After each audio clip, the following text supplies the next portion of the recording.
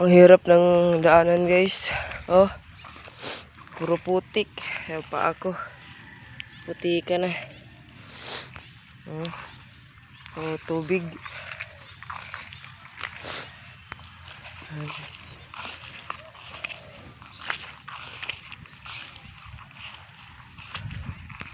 Ano?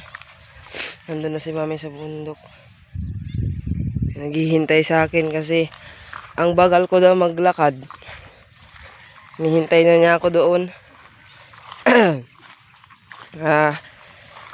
Kahit pala kahit may ubo ako at saka sipon, nanguha pa rin kami para talaga matapos na yung bahay namin, yung kubo namin.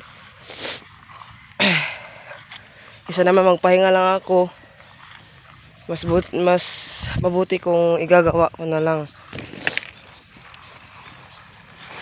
Kasi para hindi ako matamlay. Yan na.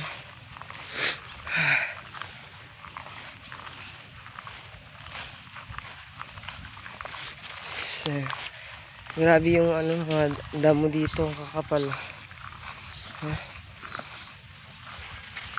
Dito pala dito magpahinga pag nanguha ng kawayan, nagpapahinga.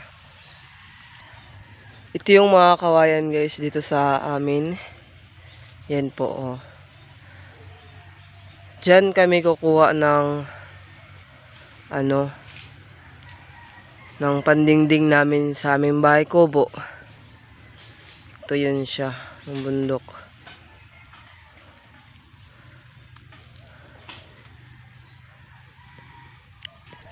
Nagpaan na lang po ako kasi madulas kasi yung tsinilas ko. Kaya mas pinili ko na lang magpaa para hindi ako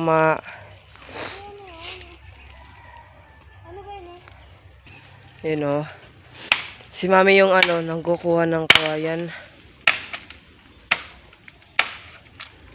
Ayun, guys. Kung paano niya putulin gamit ang itak o sundang sa amin.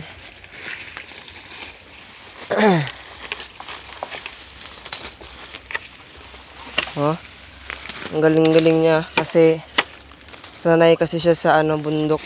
Lumaki siya sa bundok. Ako ito taga-video lang.